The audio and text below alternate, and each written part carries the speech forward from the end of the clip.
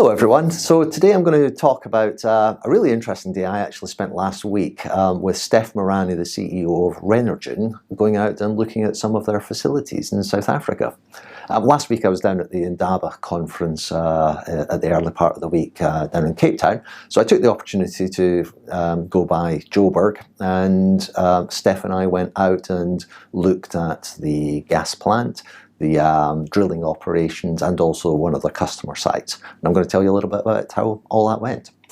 So first thing I would say is that the big first real eye-opener for me was actually when we got in the car and we started driving south towards the facilities, and I was struck by just the number of trucks that are on the main road. This is I think it's the N1.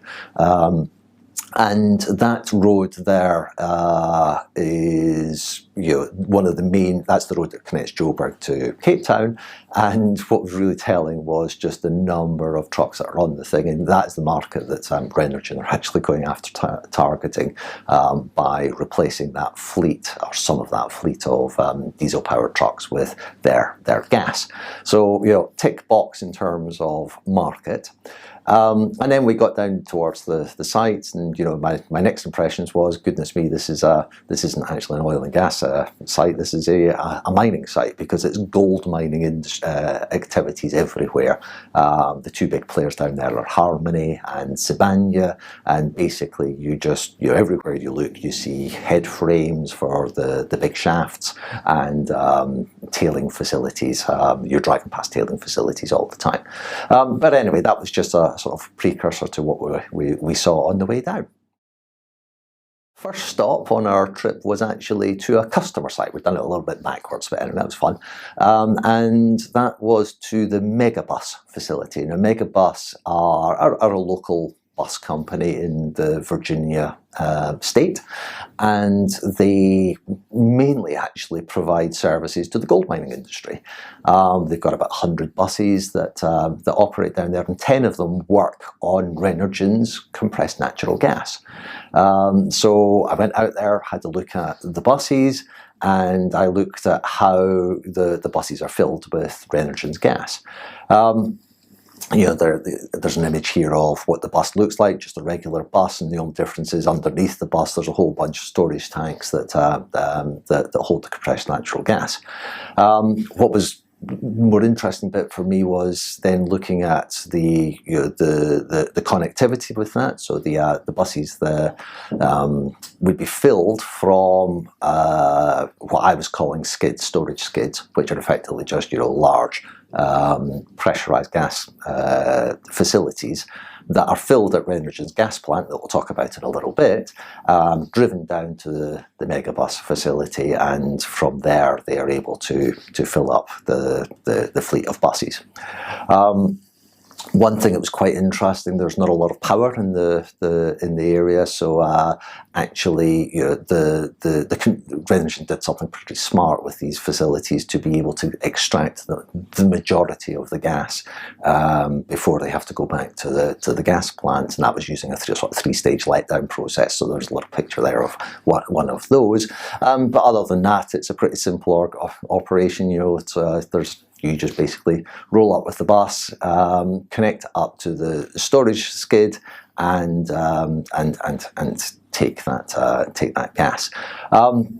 Actually, in terms of operations of the buses, they've got decent longevity, if that's the right word. The buses can run for about 450 kilometers on one fill of gas, and they can fill this fleet readily from one skid.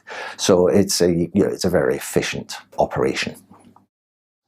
Okay, so second up on the trip was the gas plant itself. I'm calling it the gas plant, but it was also the site of Renergen's first production well.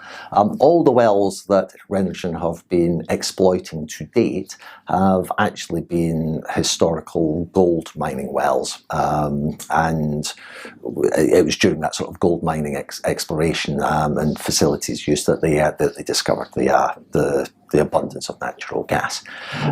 So the first well and the gas plant is basically built on top of it, is the HDR1 well, and that has been supplying gas to the gas plant since 2016, and that's the gas that's going off to Megabus. About October of last year, the company announced, Renergen announced, that it would be starting supplying gas to a fleet of trucks up in Joburg through a company called Black Knight, and to do that they need a second supply of, an additional supply of gas, and that's actually going to have to come from a second well.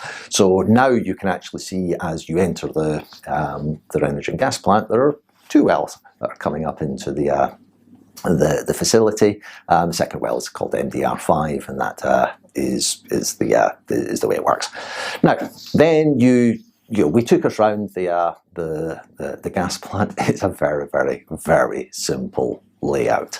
There's water knockout, there is low pressure compression, there is then an adsorption drying process, because the natural gas is odourless. You need to add an odouring agent, a mercaptan, perfectly normal, and then you go through the high pressure compression, metering, and then eventually it goes into loading up the trucks. So you can see the whole flow through here, and those trucks, once they're filled, those are the things that go off either to the Megabus facility or to the Black Knight facility. The whole place is now connected to mains power. It didn't used to be. It used to be run on generators, and so consequently, the generators that now sit there are available for, in the case of outages. But generally speaking, it's a very, very simple operation. The next place, effectively the last place that we went to visit, was the current drill site for a very, very interesting well that Renergen's been drilling now since December.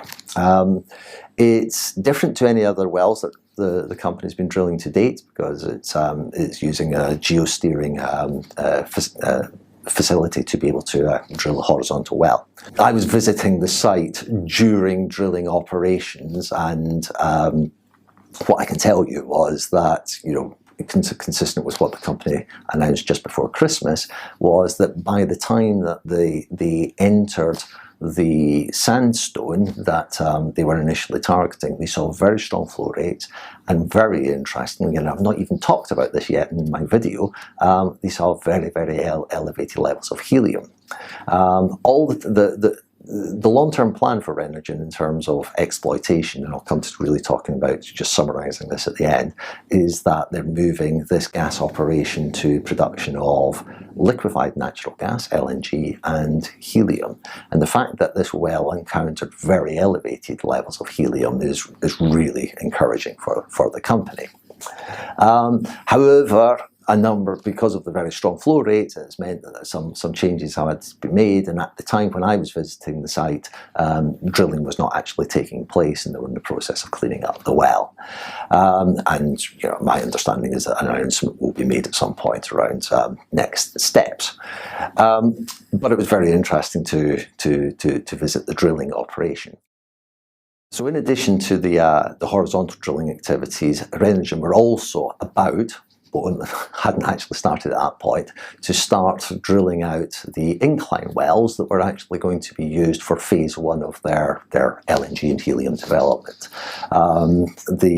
Unfortunately, I was a couple of weeks too early, so I wouldn't actually see that activity as it was happening. But what is interesting is, the thing that struck me there was the location of all the wells. I'd seen it in pictures before, but actually, basically, all the wells are going to be drilled all the way along the main road. And the reason for that is the main road was actually was built on the anticline, which is where the wells need to be drilled. So that was also quite an interesting observation for me. So those were the things that I saw when I was out at site. To be honest, the company's going to look very, very different in 18 months' time. They broke ground on their LNG and helium processing facilities a couple of months ago, or a month ago. And already they've prepared the site the initial site for not for the facility itself, but for the facilities that are going to be supporting that. And during 2020, all the equipment is going to come in from China so that's the liquefaction units for the LNG, for the helium, and as I've said, all the incline wells are going to be drilled. Roll the clock forward. The idea is that most of that facility will be operational by around March, April of 2021, and we expect to actually have liquid production starting from around August, I think it is, of 2021. None of that I can show you because none of that actually exists today, but all I can suggest is read our research.